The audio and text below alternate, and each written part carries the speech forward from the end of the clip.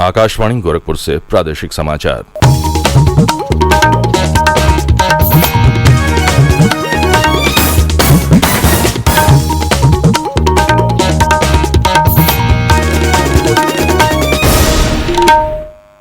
नमस्कार, समाचार बुलेटिन के साथ मैं विकास राय।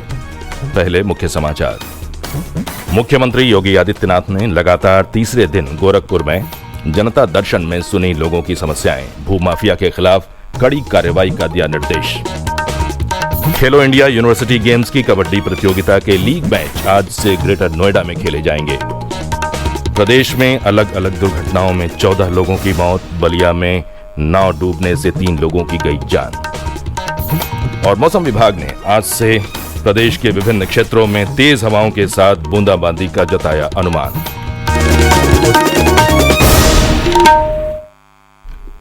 और अब समाचार विस्तार से।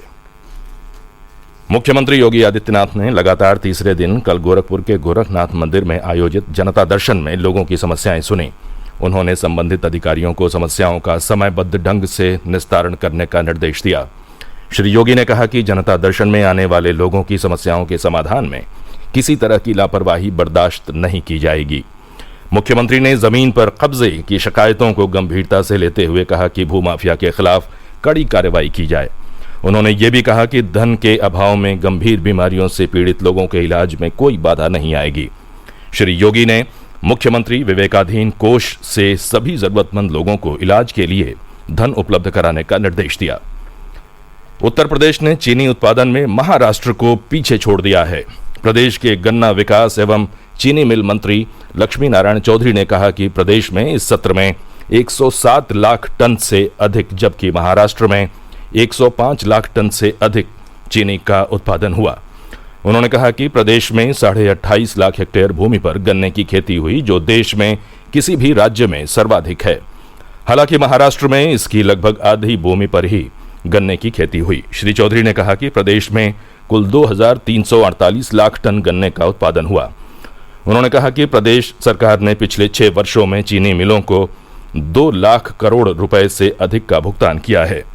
गन्ना मंत्री ने कहा कि प्रदेश में बढ़ रहे चीनी उत्पादन का कारण राज्य सरकार द्वारा खोली गई नई मिलें हैं। साथ ही कुछ चीनी मिलों की क्षमता भी बढ़ाई गई है।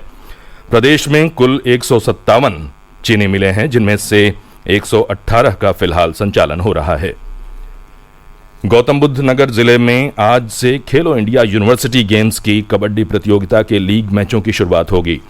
मुकाबलों का आयोजन शाम को ग्रेटर नोएडा के शहीद विजय सिंह पथिक खेल परिसर में होगा। कबड्डी प्रतियोगिता में 15 टीम हिस्सा ले रही हैं। आज महिला खिलाड़ियों के 3 और पुरुष खिलाड़ियों के 4 पूल मैच होंगे। महर्षि स्वामी दयानंद सरस्वती रोहतक के रिकॉर्ड 190 एथलीट खेलो इंडिया यूनिवर्सिटी गेम्स में भाग ले रहे हैं। 24 और 25 मई को लीग मैच समाप्त होंगे। सेमीफाइनल 26 मई को और फाइनल 27 मई को खेला जाएगा। खेलो इंडिया यूनिवर्सिटी गेम्स के पिछले संस्करण की विजेता टीमें पुरुष वर्ग में राजस्थान का कोटा विश्वविद्यालय और महिला वर्ग में हरियाणा का कुरुक्षेत्र विश्वविद्यालय अपने खिताब का बचाव करने उतरेंगे। प्रधानमंत्री नरेंद्र मोदी बृहस्पतिवार को लखनऊ में खेलो इंडिया यूनिवर्सिटी गेम्स के औपचारिक उद्घाटन समारोह को वर्चुअल माध्यम से संबोधित करेंगे।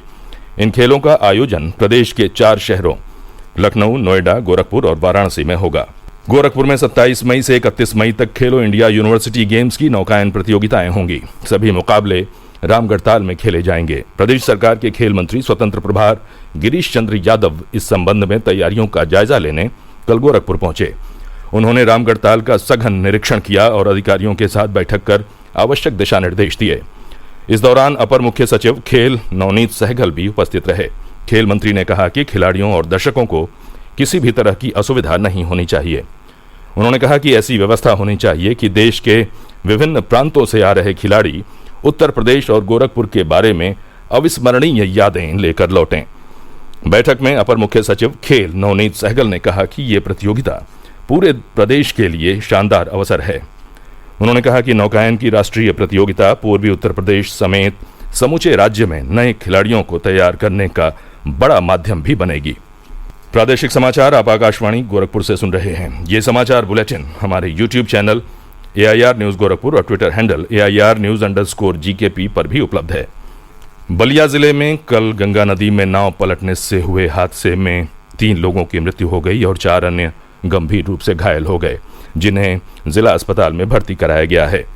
दुर्घटना फेफना थाना क्षेत्र के मालदेपुर गांव के पास हैबतपुर घाट पर हुई। सुबह से ही घाट पर मुंडन संस्कार के लिए बड़ी संख्या में लोग पहुंचे थे। भीड़ बढ़ने के कारण नाव में क्षमता से अधिक लोग सवार थे। पुलिस ने बताया कि दुर्घटनाग्रस्त नाव में लगभग 35 लोग सवार होकर नदी के दूसरे छोर पर जा रहे थे कि अचानक बीच में नाव टूट गई। गोताखोरों की मदद से बचाव अभियान चलाया गया और नाव में सवार अधिकांश लोगों को सुरक्षित बाहर निकाल लिया गया। वहीं जिले के गढ़वार नगरा मार्ग पर सलेमपुर महाविद्यालय पुलिया के पास एक कार और जीप की टक्कर में 2 लोगों की मृत्यु हो गई और 12 अन्य गंभीर रूप से घायल हो गए। मृतक पिता पुत्र गढ़वार थाना क्षेत्र के मझौआ गांव के रहने वाले थे। वह अपने परिवार के साथ बलिया गंगा घाट पर मुंडन संस्कार के लिए जा रहे थे।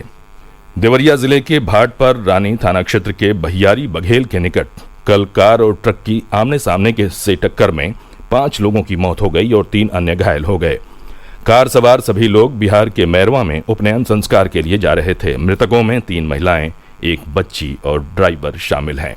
बांदा जिले में कल सड़क हादसे में 4 लोगों की मौत हो गई। दुर्घटना बदौसा थाना क्षेत्र के तुर्रा मोड़ के निकट तेज रफ्तार कार के अनियंत्रित होकर पेड़ से टकराने के कारण हुई। जीप में सवार लोग जनपद के बुधनी गांव के रहने वाले थे और शादी समारोह से वापस लौट रहे थे। प्रदेशवासियों को आज से भीषण गर्मी से राहत मिलने की उम्मीद है। मौसम विभाग ने अगले 5 दिनों तक राज्य के विभिन्न हिस्सों में तेज हवाओं के साथ हल्की से मध्यम वर्षा का अनुमान जताया है।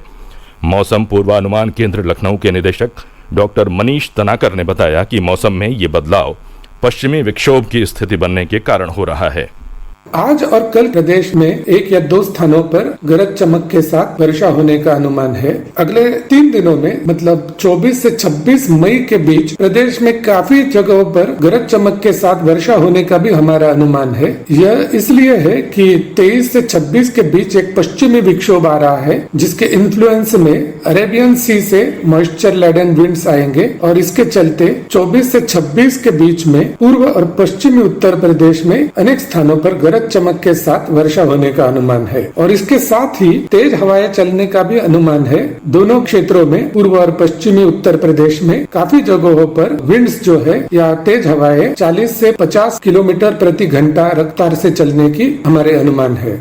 इस बीच गोरखपुर, कुशीनगर और आसपास के इलाकों में आज तड़के गरज चमक के साथ हल्की बूंदाबांदी हुई।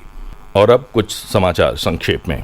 मुख्यमंत्री योगी आदित्यनाथ कल महाराजगंज जिले के चौक बाजार स्थित गुरु गोरखनाथ मंदिर परिसर में ज्योतिर्लिंग प्राण पुनर्प्रतिष्ठा और मंदिर पुनरुद्धार कार्यक्रम में शामिल हुए। बस्ती के नए मंडलायुक्त अखिलेश सिंह ने कल कार्यभार ग्रहण कर लिया। वह इससे पूर्व सहारनपुर के जिलाधिकारी थे। श्री सिंह वर्ष 2008 बैच के IAS अधिकारी हैं। बैंकों में आज से 2000 रुपए के नोट बदले जाएंगे। RBI के दिशा निर्देशों के अनुसार एक बार में 20,000 रुपए तक ही बदले जा सकते हैं। इसके लिए किसी तरह का फॉर्म भरने या पहचान पत्र देने की आवश्यकता नहीं है। नोट 30 सितंबर तक बदले जाएंगे। 2000 का नोट फिलहाल चलन में बना रहेगा। वाराणसी में समूचे ज्ञानवापी परिसर की भारतीय पुरातात्विक सर्वेक्षण ASI से वैज्ञानिक जांच कराने की याचिका पर मुस्लिम पक्ष ने कल जिला न्यायालय में आपत्ति दाखिल की। न्यायालय 7 जुलाई को मामले पर सुनवाई करेगा। और अंत में मुख्य समाचार एक बार फिर। मुख्यमंत्री योगी आदित्यनाथ ने लगातार तीसरे दिन गोरखपुर में जनता दर्शन में सुनी लोगों की समस्याएं। भूमाफिया के खिलाफ कड़ी कार्रवाई का दिया निर्देश। खेलो इंडिया यूनिवर्सिटी गेम्स की कबड्डी प्रतियोगिता के लीग मैच आज से ग्रेटर नोएडा में खेले जाएंगे। प्रदेश में अलग अलग दुर्घटनाओं में 14 लोगों की मौत। बलिया में नाव डूबने से 3 लोगों की गई जान। और मौसम विभाग ने आज से प्रदेश के विभिन्न क्षेत्रों में तेज हवाओं के साथ बूंदाबांदी का जताया अनुमान। इसी के साथ ये समाचार बुलेटिन समाप्त हुआ। नमस्कार।